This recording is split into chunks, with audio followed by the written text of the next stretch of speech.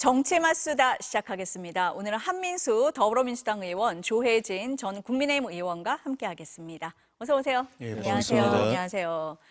이재명 대통령이 오늘 청와대로 출근하며 다시 청와대 시대를 열었습니다.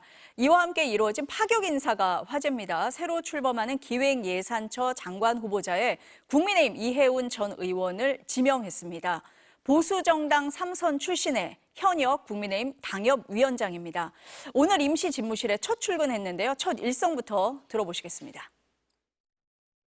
무거운 책임감이라는 말로만은 부족한 것 같습니다. 불필요한 지출은 찾아내서 없애고 민생과 성장에는 과감하게 투자하는 그런 방식이 필요하다고 봅니다. 그래서 국민의 세금이 미래를 위한 투자가 되게 하고 그 투자는 또다시 국민의 삶을 풍요롭게 하는 이런 전략적 선순환을 기획예산처가 만들어내겠습니다.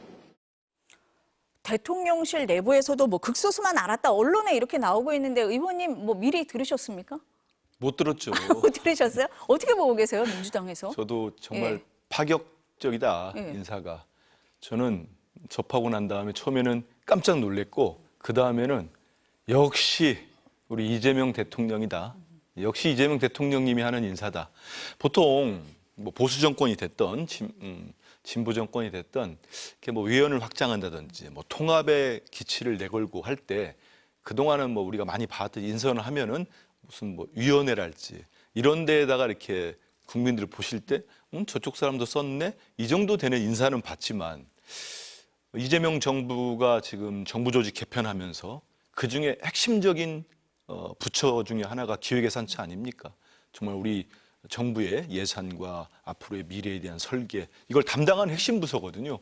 거기에다가 국민의힘의 3선 의원이고 현역 지역위원장입니다. 당협위원장을 발탁했다는 거는 역시 이재명 대통령이다. 이거는 모든 사람들이 다 깜짝 놀라고 저는 개인적으로 대단한 인선이다. 박수 칩니다. 왜냐하면 대통령께서 그동안 지난 대선 캠페인 기간에도 본인은 중도 보수라는 말씀도 하셨어요. 그리고 박정희 정책이든 김대중 대통령의 정책이든 본인은 국민 삶에 도움이 된다고 하면은 가리지 않겠다. 이걸 공언하셨습니다. 그 공언하실 때도 많은 국민들, 특히 지금 이제 아주 극력하게 반대하고 지금 비난하고 있는 국민의힘에서는 전혀 믿지 않았을 겁니다. 하지만 직접 보여주지 않습니까? 거기 기획예산처를 맡기지 않습니까? 나라에 본인도 표현했습니다만 나라의 곳간 열쇠를 맡기는 거 아닙니까? 이 정도 인선을 하면은 저는 정말 몇 명 사람 빼고는 다 박수칠 인선 아닙니까? 이렇게 해줬다는 거 보고 두 번째로는 저는 국민의힘에도 던지는 메시지가 있다고 봐요. 왜냐하면 잘하기 경쟁해보자. 그거 아닙니까? 당신네 진영에서도 일 잘하고 자타 인정하는 경제 전문가 아닙니까? 국민의힘도 이해운 전 의원이 경제적 식견이 약하다거나 아니면 자질이 부족하다거나 이렇게는 비판 못하잖아요. 경제 전문가 아닙니까? 그렇기 때문에 여가 됐든 야가 됐든 잘하는 사람에게는 일할 수 있는 기회를 주고 일을 맡기겠다는 거 아닙니까? 잘하기 경쟁이기 때문에 저도 여기에 좀 국민의 힘이 좀 부응할 필요가 있습니다. 한마디로 한다면 정말 우리 실용주의자, 우리 대통령님께서 일할 사람, 그리고 일을 잘할 사람, 국민의 삶에 도움이 된다면 어떠한 정책도 쓰겠다. 거기에 맞는 인물이라면은 누구든지 발탁해서 내가 장관으로 쓰겠다. 이걸 보여주신 인사라고 보고 있습니다. 그러니까 일 잘할 사람을 찾은 거다. 그럼요. 다른 거 볼 필요 없다. 이런 말씀이신데 국민의힘은 휴일인 어제 이 소식을 듣고 바로 서면 최고위원회를 열었습니다. 그리고 이해운 후보자를 제명했습니다. 그리고 배신, 변절, 부역 이런 격한 표현이 나왔습니다. 조 의원님은 이해운 전 의원하고 친분 좀 있으시잖아요. 어떻게 보셨어요? 네. 아주 친하죠. 네. 개인적으로는 축하할 만한 일이고 또 축하를 했습니다. 우리가 야당일 때는 늘 이제 정부 여당에 대해서 정부 여당을 향해서 대통령이나 또 정부를 향해서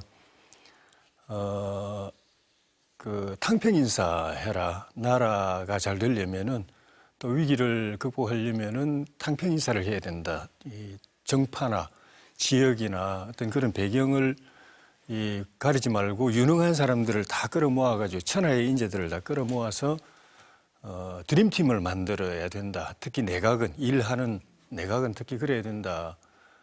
그 중에서도 특히 이제 경제 부분은 특히 더 정치는 서로 뭐 여야가 서로 싸울 수 있지만 경제나 민생 쪽은 특히 더 그렇게 초당적으로 통합적으로 인사를 하고 국정 운영을 해야 된다. 그렇게 하면 우리가 기꺼이 협치를 하겠다. 그런 그 입장을 우리가 야당일 때는 상대 정권이 어느 정권이든지 간에 늘 그렇게 이야기를 해왔고 그런 측면에서는 이해운 그 의원의 발탁이 의미가 있습니다. 그런데 그게 그런 취지가 제대로 살려고 하면은 사실은 대통령께서 우리 당에다가 협의를 하셨어야 됩니다. 처음부터 그 자리라고 생각한다면 그 자리에 야당의 유능한 인사를 좀 발탁하고 싶은데 추천해 달라고 하든지 아니면은 이런 인물을 우리가 물색해서 발탁을 하려고 하는데 어떻게 생각하느냐고 물어보든지 그게 아니면 통보라도 이렇게 해놨으니까 알고는 계시라고 통보라도 했어야 되는데 그렇게 하지 않고 하는 바람에 결국 그런 취지는 좀 퇴색하고 사람 빼내가는 것처럼 그 사람 빼내가는 걸 통해서 우리 내부의 어떤 갈등이나 분열을 이렇게 조장하려고 하는 그런 의심을 받게 된 상황이 되어버렸어요.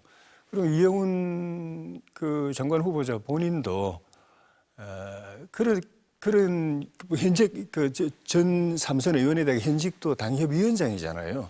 오늘도 원래는 우리 그 본인의 당협에 당원 연수가 오늘 그 예정이 돼 있었어요. 그래서 그 전에 우리 그 오세훈 시장한테 이 축하 동영상까지 부탁을 하고 그렇게 당무를 그냥 일상적으로 해온 어제까지도 해온 분인데 그런 것 같으면은 당 지도부에다가 이런 요청을 받아서 내가 뭐 고민 중이라든지 어떻게 했으면 좋겠나라든지 아니면은 나는 내 마음은 이런데 저 알고는 계셔야 될 것 같다라든지 그렇게 했어야 되지 않나. 그러면 이게 이제 당대당에 우리가 또 그 협치하겠다고 하는 건 당대당의 의미거든요. 개인적으로 내가 도와주겠다 이런 게 아니지 않습니까?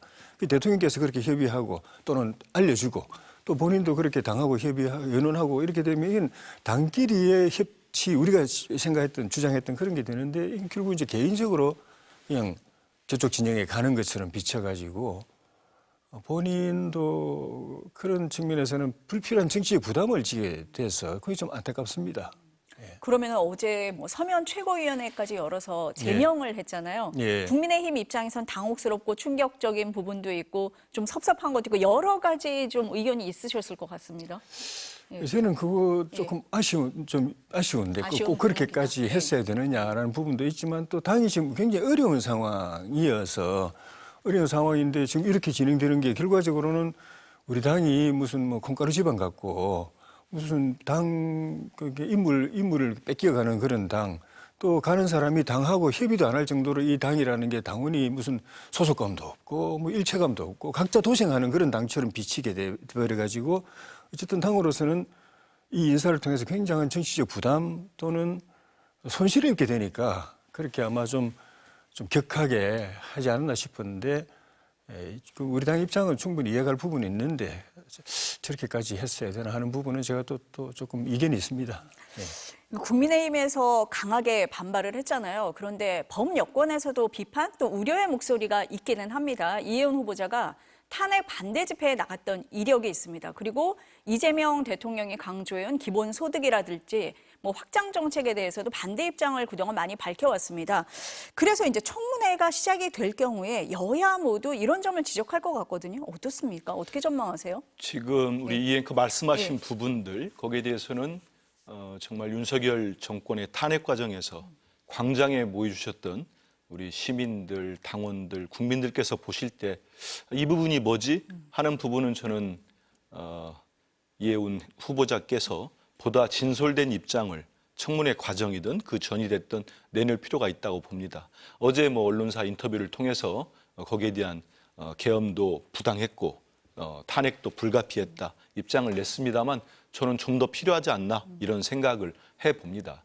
이제 법요건이라고 말씀하신 게 조국혁신당 이렇게 말씀하신 것 같은데 그런 부분들에서 이해운 후보자가 진솔된 입장을 낸다면 저는 무엇보다도 우리 대통령님이 이재명 대통령께서 왜 이런 인선을 했는지에 대한 진정성 제가 앞서 설명했습니다만 그 진정성을 조금만 헤아린다면 저는 충분히 이해가 될 것으로 봅니다. 저는 그런 말씀을 드리고요. 그래서 청문회 과정에서 저는 국민의힘이 청문회에서도 마저도 지금처럼 해왔던 서면으로 그 밤중에 오밤중에 최고위 여지도 못한 거 아닙니까? 사람도 못 모이니까 그냥 서면으로 제명해버리고 그런 식으로 제명하면요. 국민의힘에는 장동혁하고 전한길만 남겠어요. 한 둘 정도. 그렇게 사람을 내쳐가지고 정당이 무슨 꼴이 되겠습니까? 그렇지 않아도 쭈그러들어가지고 국힘당이 지금 이 모양 이 꼴이 됐는데 그 우수한 인재들이 있는 거 활용도 못하면서 우리 조 의원님 말씀하신 대로 당에 협상이 되거나 협의가 된다면 뭐 좋지요. 그건 뭐 저도 그런 과정이 있다면 좋겠습니다만은 근데 지금 국힘당이 정상적인 정당입니까? 저는 아니라고 봅니다. 정상적 야당 아니죠. 지금 뭐 하고 있습니까? 이재명 타도, 입만 열면 이재명 타도, 정권 퇴진 운동을 하고 있는 정당입니다. 거기에 대놓고 내가 이렇게 인재가 있으니 대통령께서 이분을 좀 쓰고 싶습니다.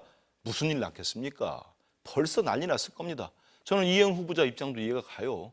인사 검증 들어가면은 뭐 신원조회도 필요하고 상당히 오랜 기간을 검증에 들어갔을 겁니다. 뭐 대통령실에서 검증을 충분히 했다는 입장 아니겠습니까? 그 중에 하나가 탄핵 과정에서의 이혜원 후보자가 했던 거에 대해서도 검증을 했다고 한 겁니다. 그렇다면은 대통령실도 이혜원 후보자의 지금 입장에 대해서 충분히 소명을 들었을 거라고 봅니다. 본인도 얘기하지 않습니까? 당협위원장으로서 국민의힘 당협위원장으로서 어쩔 수 없는 측면이 있었다고 얘기하잖아요.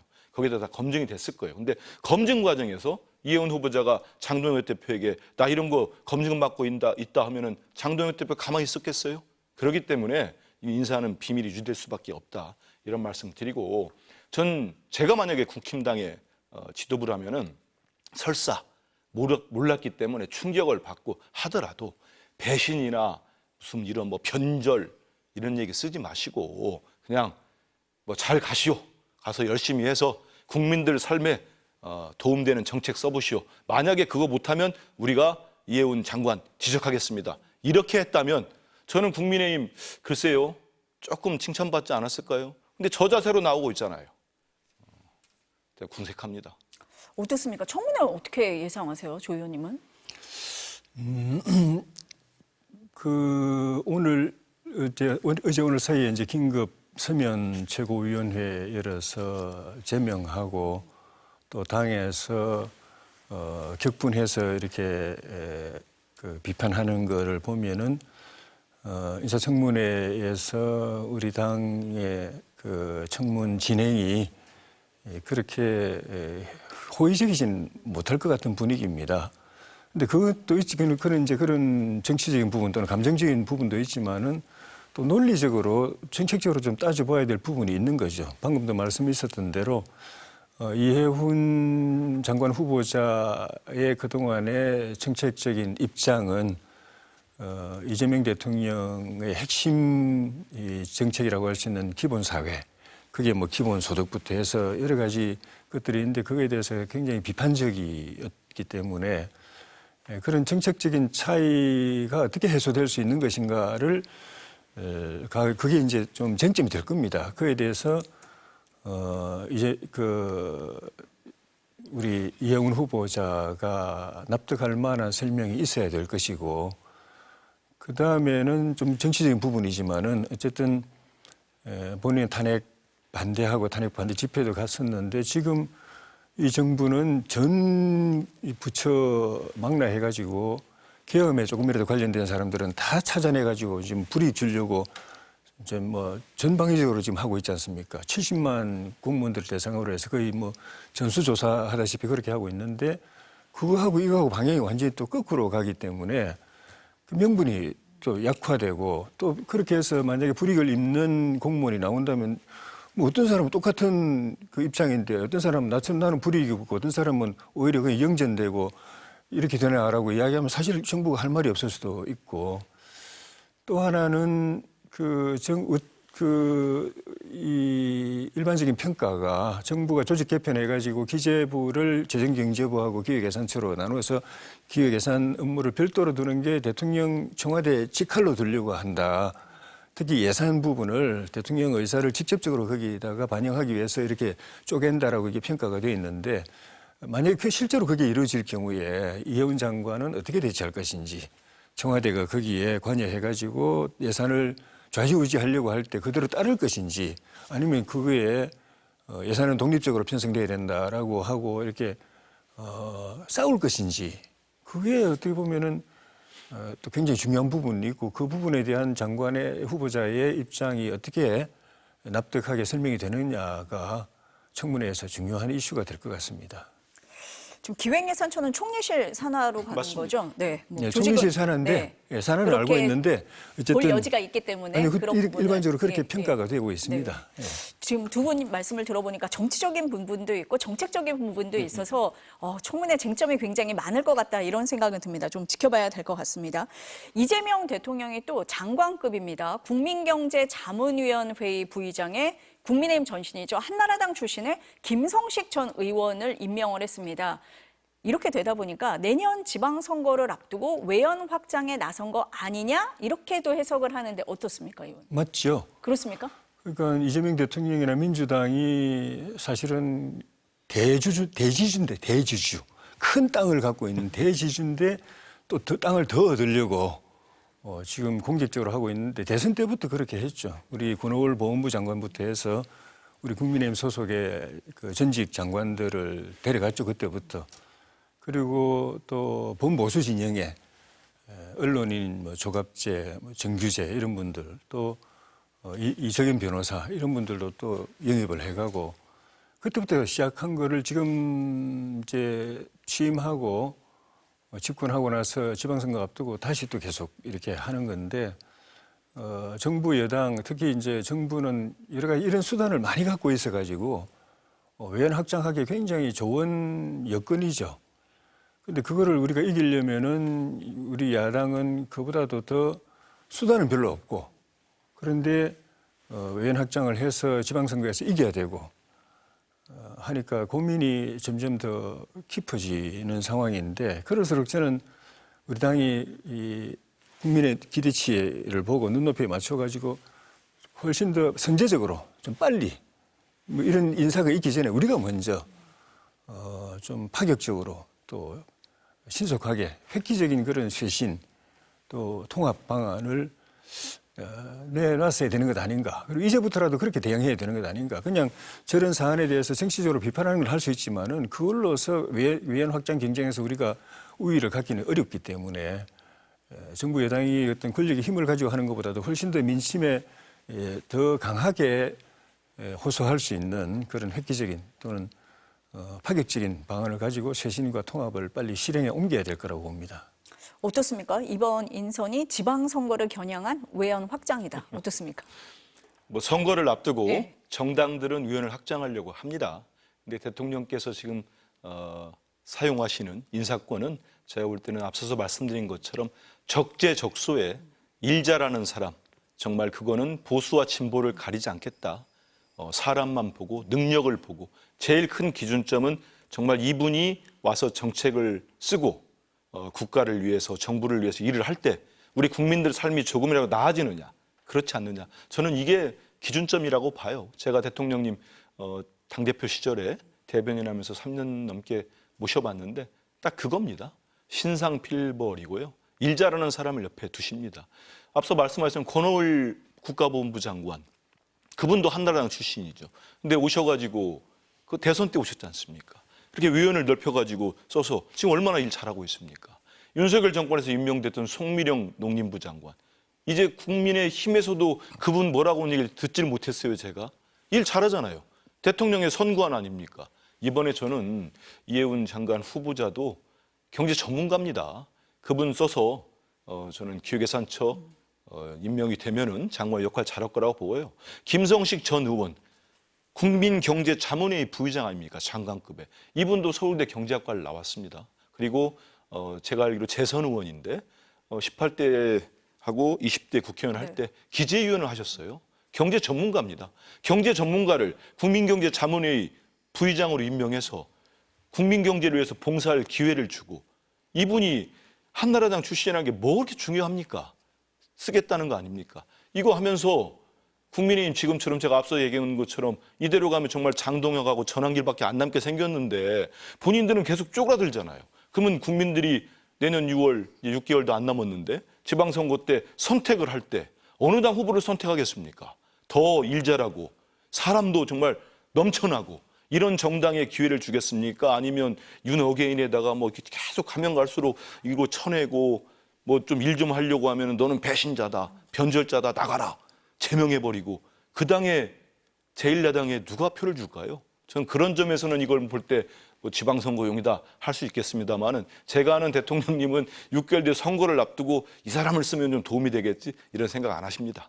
결과적으로야 뭐 선거를 염두에 둔 건 아니겠지만 당에서 결과적으로 하는 그런 일들이야 그럴 수 결과가 있겠죠. 나올 수는 있겠지만 예. 어쨌든 일 잘하는 사람 쓴 거다라고 말씀을 하셨는데 오늘 개혁신당 이준석 대표는 이 이재명 대통령의 파격 인사에 대해서 이렇게 발언을 했습니다. 들어보시겠습니다.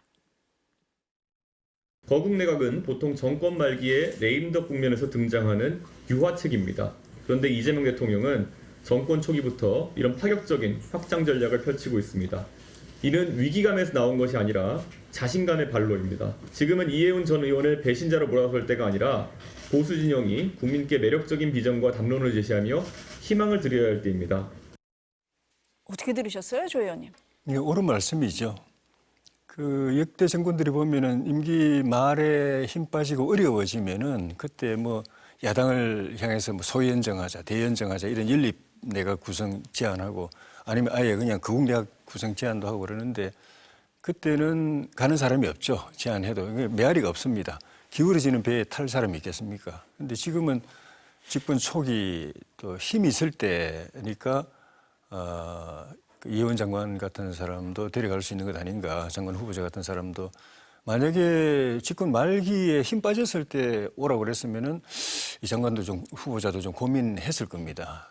그런데 그런 상황이기 때문에 우리가 그런 힘 있는 집권 여당을 상대로 해서 지방선거에 이길 길이 뭔지를 정말 지금까지도 고민이 많았는데 이런 상황을 보면서 더 고민이 많을 수밖에 없고 더 이제는 행동이 이제 나서야 된다. 생각만 하고 고민만 하고 있을 때가 아니다. 우리 장동혁 대표도 최근에 보면은 당의 그 기존 우리 당에 흐트러진 당을 이제 모으고 결집하는 거를 하고 나서 이제부터는 이제 좀 새롭게 하겠다. 그 새롭게 하겠다는 건 누구나 다 중도 외연 확장으로 나서겠다. 그런 구체적인 조치, 정책, 대안, 비전, 행동에 나서겠다. 그렇게 다 해석을 해요.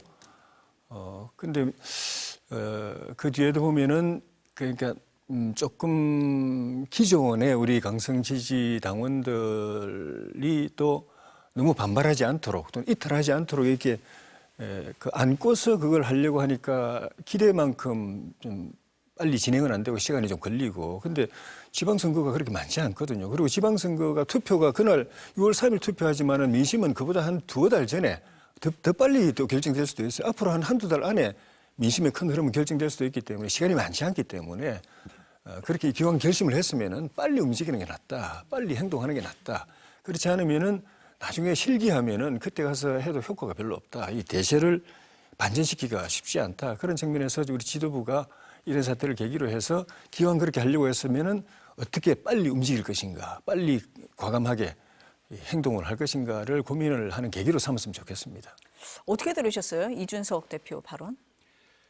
뭐 이준석 대표가 예. 우리 방송을 보면서 제가 얘기하면 뭐 섭섭할지는 모르겠습니다만 제가 이준석 대표가 뭐 정치권 들어온 지 한 10년 넘잖아요. 12년? 처음으로 옳은 소리 한 것 같아요.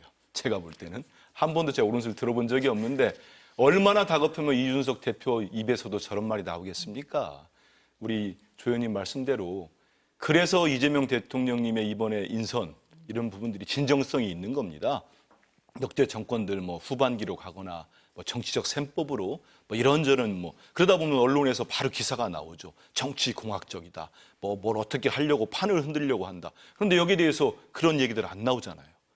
그냥 지금 제일 난리법석을 치는 데는 국민의힘밖에 없어요. 막 온갖 모욕적인 인사 욕하고 그러지 않습니까? 그런데 이준석 대표는 처음으로 제대로 짚은 것 같은데 다만 이제 매력적인 정책과 비전을 제시해야 된다고 하는데 국민의힘이 그렇게 되겠습니까? 제가 볼 때는 그거는 뭐 하나마나한 소리고 지금 국힘의 모습은 그럴 가능성이 거의 없다. 또 최근에는 또 뭐 장동석 얘기 나오더라고요. 마동석도 아니고 장동석 얘기 나오던데 이준석 대표도 이렇게 처음으로 옳은 소리 할 정도로 조금 눈이 띄었다면은 장동혁 대표하고 제가 손잡는 일은 없을 것 같아요.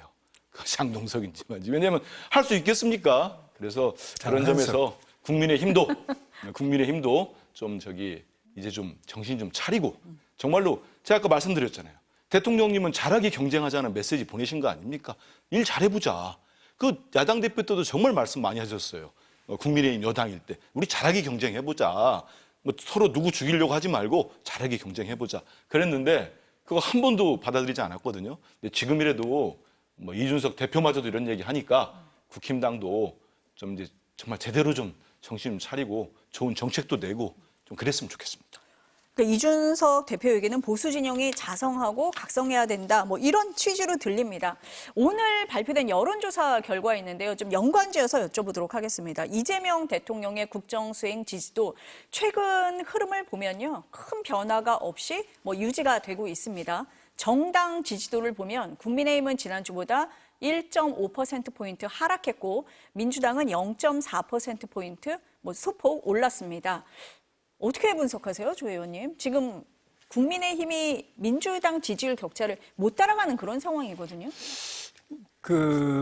말씀드린 것처럼 정부 여당이 지금 우세한 지위에 있고 여러 가지 이 정책적인 수단도 많이 가지고 있는 건 사실인데 근데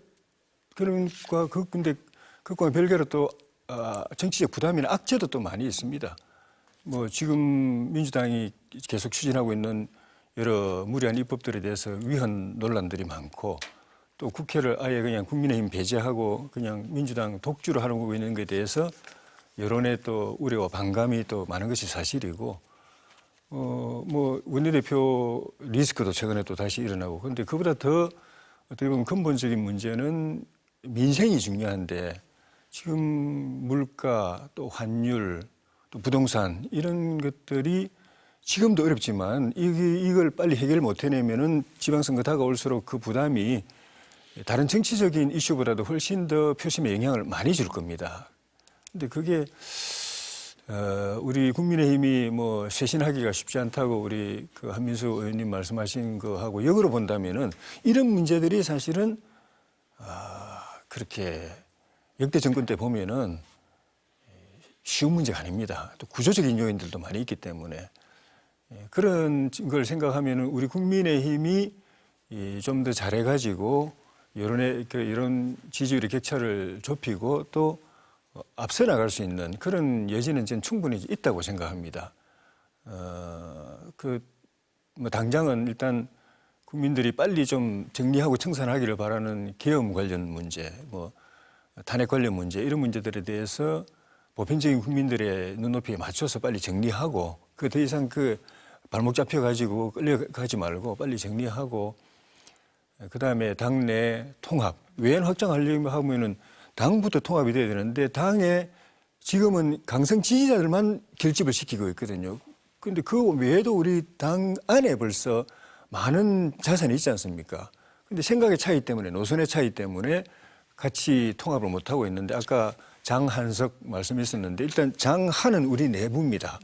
그것부터 빨리 아우르고 그다음에 밖에 석까지 또 아우르고 그게 이제 보수 진영의 전체적인 통합이 되거든요. 그걸 바탕으로 해서 이제 중도 쪽으로도 가고 이거를 빨리 진행을 해야 된다. 그러면은 여론의 이 변동도 충분히 좀 기대할 만하고 지방선거도 한번 해볼 만하다고 생각합니다. 어떻게 보셨어요? 오늘 여론조사 결과? 제가 장동석이라고 했습니다. 장동석이라고 쓰는 데도 있고 장한석이라고 그래서 쓰는 제가 데도 있더라고요. 마동석도 아니고 네. 이런 얘기를 네. 했다는 네. 말씀 드리고요. 일단 여론조사 말씀을 하시잖아요. 저는 우리 민주당은 크게 두 가지의 사명을 지금 갖고 있습니다. 하나는 내란 종식이고요. 하나는 이재명 정부의 성공입니다. 이재명 정부의 성공은 우리 국민들의 성공, 대한민국의 성공으로 직결된다고 보고 있습니다. 그걸 위해서 저를 포함한 우리 민주당 지도부, 의원들 똘똘 뭉쳐 있다는 말씀 드리고요. 우리 대통령님 이번에 앞서서 저희들이 길게 말씀 나눴던 인선 한번 보십시오. 저거는 대통령께서 민주주의 회복과 경제 회복, 민생 회복 여기에 맞춰져 있는 국정 운영을 하신다는 게 저는 여실히 드러났다고 봅니다. 여기에 맞춰져 있고요. 그런 점에서 볼 때 비록 이게 ARS 조사긴 합니다만 저 개인적 바람으로 보면 좀 섭섭하지요. 더 나와야 되는 거예요? 당연하지요. 제가 볼 때는 이거는 좀 아쉽죠.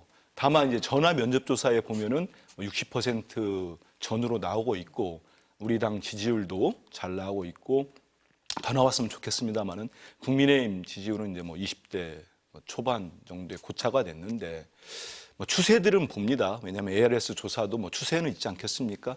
여기는 말 그대로 정치 고관여층 그리고 각 정당의 열성 지지층이 많이 답변을 합니다. 그러다 보니까 지금 나오는 국민의힘 저 지지율이 아마 국민의힘을 좋아하시는 분들이 많이 답변하신 것 같아요. 저 지지율 보고 뭐 최고위원 어떤 한 사람은 뭐 저거 봐라 할만하다 했다는데 그렇게 이상하게 해석하면은 답이 없는 거죠. 답이 없는 건데 저희들은 뭐 지금 나온 저 지지율 조사에 제가 뭐 개인적으로는 좀 더 나왔으면 좋겠다는 말씀도 드리고 했습니다만 아까 우리 조 의원님 말씀하신 환율이랄지 그다음에 물가 문제, 부동산 문제는 저 역시 여당의 일원으로서 정말 예의주시하고 우리 국민들 걱정하지 않으실 정도로 저희들이 당이나 대통령실과 청와대죠. 청와대나 회의할 때도 정말 밀도 있게 준비하고 열심히 챙기고 있다는 말씀 꼭 드리겠습니다. 다음 조사 때는 더 많이 올라갔으면 좋겠습니다. 다음 조사 때 한번 보여드리겠습니다. 오늘 김건희 국정농단 특검이 180일간의 수사기한 마치고 최종 수사 결과를 발표를 했습니다. 김건희 씨가 지난 8월 6일에 특검에 처음 출석을 했고 그리고 일주일도 안 돼서 구속이 됐습니다. 그리고 이후에 8월 29일이죠. 헌정사상 처음으로 전직 대통령 부인이 구속 상태에서 재판에 넘겨졌습니다. 특검은 주가 조작, 공천 개입, 금품 수수 등 10개 혐의로 김건희 씨를 기소했습니다. 민중기 특검의 발표 장면부터 보시겠습니다. 김건희는 대통령 배우자의 신분을 이용해 고가의 금품을 쉽게 수수하고 각종 인사와 공천에도 폭넓게 개입하였습니다. 대통령 배우자의 권한남용으로 인해 대한민국의 공적 시스템이 크게 훼손되었음을 여러 사건에서 확인하였습니다. 먼저 한 의원님 어떻게 네. 들으셨어요? 지금 대한민국의 공적 시스템이 망가졌다고 하고 또 한 특검보께서는 현대판 매간 매직이라는 저희들이 왕조 시대 때 매간 매직이 있었다는 거 아닙니까? 근데 현대판 매간 매직을 했다는 또 규정을 했고 어떠한 지위나 어떤 권한이 없는 사람이 김건희 씨를 얘기하는 겁니다. 김건희 씨가 대통령 배우자 신분을 악용해서 여러 가지 국정농단을 벌여온 거 아닙니까? 금품도 받고 인사에 개입하고 제가 들었던 첫 느낌은 뭐 그동안 쭉 수사 과정이 있었습니다만은 오늘 발표를 보면서 지난해 12.3 계엄은 12.3 계엄은 우리 군대를 동원한 국회와 선관위를 장악하는 물리적인 헌법 유린이었다면은 저는 김건희와 윤석열의 이번 수사 결과 내용은 발표는 이 역시 최악의 헌정질서 유린이다 이렇게 생각합니다. 김건희가 본인 스스로 얘기했잖아요. 아무것도 아닌 사람이라고. 김건희 여사는 도대체 아무것도 아닌 사람이 어떻게 이런 범죄를 저지릅니까? 있을 수 있는 일입니까? 대한민국 국민이 20대 대통령으로 누굴 뽑았습니까? 어찌됐든 윤석열을 뽑은 거 아닙니까? 근데 그 권한을 이용해서 김건희 씨가 모든 국정농단을 해오고 악행을 저지른 거 아닙니까? 저는 이후에도 시간이 되면 말씀 나오겠습니다만 이번 특검이 정말 고생했고 여러 가지 결과를 많이 내놨습니다만 미흡한 게 많이 있다고 봅니다. 밝혀지지가 않았어요. 특검이 잘못해서가 아니고 대통령 권력을 이용해서 영부인 권력을 이용해서 벌였던 그 악행들, 범행들이 아직 드러난 게 아닙니다. 대표적인 게 양평 고속도로 사건 아닙니까? 왜 1조 7천억짜리 국책사업 고속도로가 55%가 노선이 바뀌었습니다. 바뀌어서 가보니까 거기에 대통령 부인의 처가 땅이 축구장 5개 면적이 있습니다. 이게 정상적입니까? 지금 국토부 공무원이 인수위 때 그 얘기를 듣고 바꿨다는 얘기가 나오잖아요. 그러면 실제로 국토부 공무원에게 누가 지시했는지, 인수위에는 누가 개입했는지 밝혀져야지요. 윤석열이었는지, 김건희였는지 이런 말씀 꼭 드리고요. 그래서 이번 특검 수사 결과가 끝이 아니다. 저는 왜 그러냐면은 우리 국민들 중에 일부 계시는 분 중에 혹시라도 저는 그러실지 않을 거라고 봅니다만은 피로도를 느낀다는 분이 있을까 봐 미리 말씀드리는데 이번에 내란과 김건희 씨에 관련된 국정농단은 끝까지 파헤쳐야 됩니다. 그래야 앞으로 어느 누구도 어떠한 권력자도 어떤 권력자의 배우자도 이런 일을 하지 않습니다. 그러지 않고 저희들이 여기에서 우리 사법 시스템이 됐던 수사당국이 됐던 특검이 됐던 다시 하지 않고 이 상태로 간다면 저는 윤석열 같은 괴물이 또 안 나타난다는 보장이 있겠습니까? 그런 말씀 드리고 여기다 하나만 덧붙인다면 저 개인적으로는 대한민국 검찰 한번 지적하고 싶어요.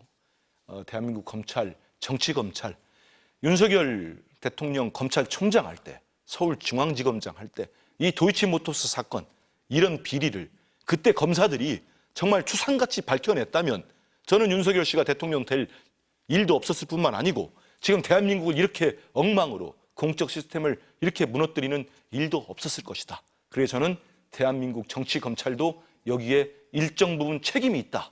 제 식구 감싸고 대통령 됐다고 수사 안 하고 무혐의 내려주고 검찰도 이번 수사 결과 보면서 반성해야 된다고 봅니다. 정청래 대표가 그 2차 종합특검 법안을 새해 1호 법안으로 통과시키겠다라고 했잖아요. 네. 그 맥락에서 지금 추가 수사가 필요하다고 말씀하시는 걸까요? 그렇습니다. 네. 저희들이 뭐 통일교 신천지 특검과 함께 연초에 뭐 사실상 뭐 두 개를 같이 하게 되면은 1호 법안이 두 개가 되겠죠. 근데 1호 법안으로 뽑자면은 2차 종합 특검이 필요합니다. 제가 뭐 하나만 예를 들었습니다만은 양평 고속도로 의혹 하나도 안 밝혀졌잖아요. 내란도 저는 노상원 수첩 그렇게 간단하게 보지 않습니다.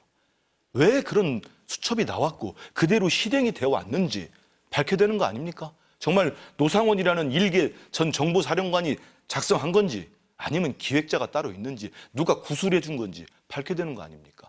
내란은 왜 시작됐는지 기원도 밝혀야 되는 거 아닙니까? 여기에 대한 수사들이 열심히 특검이 했습니다만 내란 특검이 부족한 부분이 있다. 그리고 김건희 특검 같은 경우는 16가지 혐의가 있었고 저는 앞으로 가지수로 따지면 엄청 많을 거라고 봐요.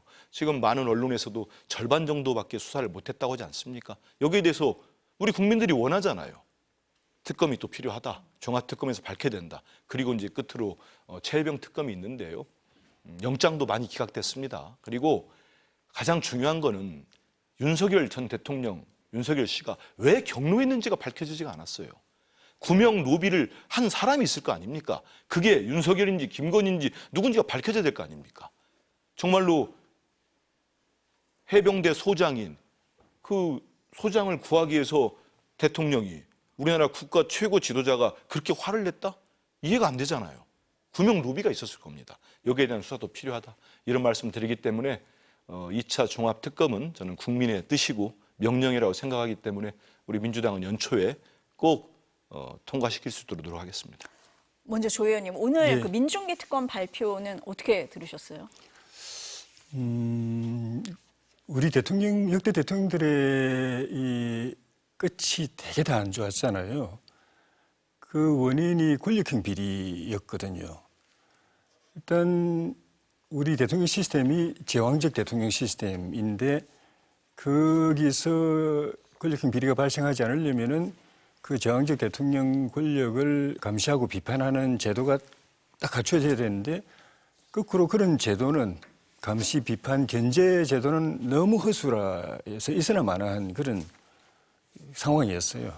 그러다 보니까 그래 됐는데 그 문제는 그전까지는 대통령 권력의 그런 그 실패가 주로 대통령과 가까운 실세 측근들의 비리나 잘못에 의해서 본인들도 망하고 대통령도 망하게 하는 그렇게 일이 됐는데 문재인 대통령 때부터 배우자가 등장을 합니다. 그 이전에는 그런 일은 없었거든요. 배우자가 이제 그 권력 남용 형태의 사례가 드러나면서 수사도 받기도 하고 그래 됐는데 그게 지금 이제 윤석열 정부에 들어와서 이제는 그 배우자가 지금 보는 것처럼 저렇게 기소되고 재판받는 상황까지 가서 본인도 불행하고 남편도 그 배우자도 대통령도 불행하게 만드는 게 됐는데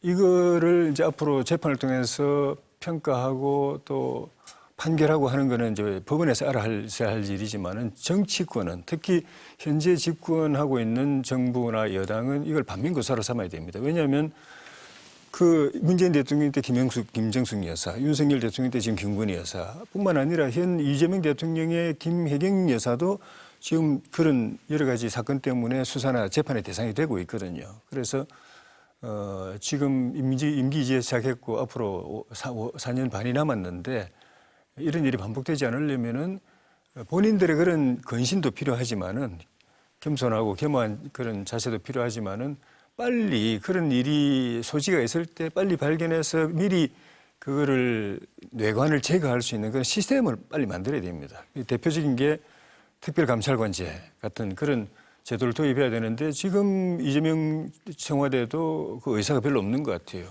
자기가 그냥 요청하면 되는데 국회에서 그냥 그 국회에다 그러니까 공을 떠넘겨놓고 국회에서 안 하니까 추천을 안 하니까 임명 못한다 이렇게 하고 있는 건데 그거는 의사가 없는 거거든요. 편할지는 몰라도 그걸 틈타서 그런 권력형 비리가 이렇게 기생하게 되고 그러면 우리 보잖아요. 제가 우리 정치인 특히 정치 지도자들에 대해서 늘 이해 안 가고 참 실망스러웠던 게 실 상황으로 보면서 나는 아니야. 나하고는 관계없으라 했는데 똑같이 전철을 밟아가지고 똑같은 길을 가는 거 보고 정말 어리석다. 어떻게 저렇게 내가 보면 다 보이는데 남이 아니고 딴 일이 아니고 비슷하게 가고 있는데 결국 끝도 같이 갈 건데 왜 저렇게 자기들은 관계없다고 생각하지? 그래도 그쪽 똑같이 가지? 정말 이해가 안 됐거든요. 이재명 정부는 그런 어리석은 일을 정말 안 했으면 좋겠어요. 예. 저는 국정농단, 김건희 국정농단을 김정숙 여사나 전 영부인, 지금 영부인이신 김혜경 여사 비유하는 건 저는 결코 그건 용납할 수가 없습니다. 윤석열 검찰이 김정숙 여사 얼마나 많은 수사를 벌였습니까? 혐의가 드러난 게 있습니까? 다 무혐의 나고 있습니다. 그리고 김혜경 여사가 지금 뭘로 재판받는지 아시죠? 7만 8천 원 식사비 냈다는 걸로 조사를 받고 있습니다. 김건희 저는 국정농단 발표가 됐는데 윤석열 검찰에 의해 가지고 7만 8천 원 밥값 냈다고 지금 기소돼 재판받고 있어요. 이게 말이 됩니까? 이재명 죽이려고 그 부인인 김혜경 여사까지 타깃으로 삼은 거 아닙니까? 이제 정권이 바뀌어서가 아니고 이제는 진실이 드러날 때가 된 겁니다. 정치검찰이 얼마나 극악하게 수사를 벌여왔고 그래서 검찰청이 폐지되는 겁니다. 지들이 갖고 있는 본인들이라고 미안합니다. 본인들 권한을 생각한 거예요. 국민들이 맡겨놓은 기소권, 수사권을 마치 본인들이 갖고 태어난 것처럼 윤석열을 위해서, 김건희를 위해서 막으로 사용한 거 아닙니까? 그래서 이런 일을 벌여놨는데 지금의 정말 저는 빙산의 일각 같아요. 이번에 발표된 내용은. 그런 김건희의 비리와 국정농단을 어떻게 전임 영부인과 현 영부인과 비교할 수 있습니까? 저는 그건 아니라고 봅니다. 저는 그런 식의 비유는 절대 있을 수도 없고 정치적 프레임으로도 맞지 않다고 봅니다. 어떻습니까? 2차 종합특검은 어떻게 보세요, 조 의원님? 그거는 비유를 하자면 축구 경기가 끝났는데 승부도 끝났는데 이기고 지고가 언론 쪽이 이제 이기고 반대편이 졌는데 이 심판이 다른 마음을 품고 경기 종료 안 하고 계속 시간을 끌어가지고 사실상 연장전에 들어가게 만드는 것 같아요. 그거하고 같아요. 축구 경기장에서 그런 일이 벌어지면 관중들이 가만 안 있습니다. 야유가 막 쏟아집니다. 그 새 특검 자체가 유사 이래 대한민국 역사에 처음이죠. 거기에 검사 수사관 한 500명을 집어넣지 않습니까? 처음이죠. 그리고 그것도 활동 기간을 연장해가지고 지금 반년을 그렇게 뒤졌지 않습니까?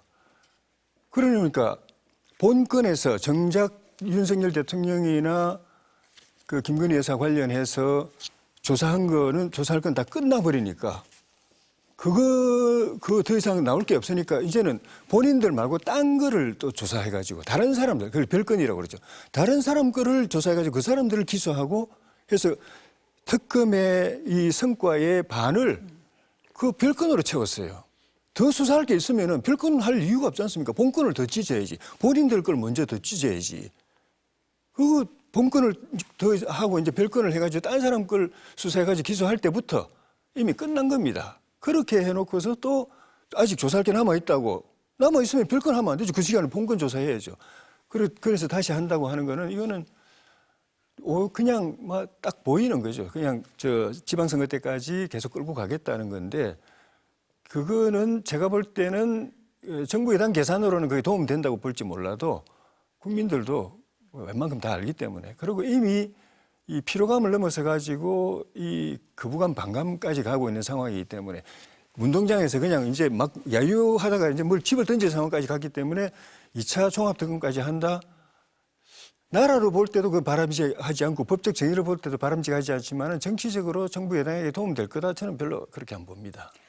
2차 종합특검 그리고 통일교 특검에 대해서 여야 입장 차이가 너무 크기 때문에요. 어떻게 좀 이 사안이 진행되는지는 좀 보도록 하겠습니다. 두 분 말씀 여기까지 들어야 될 것 같습니다. 감사합니다. 예, 고맙습니다.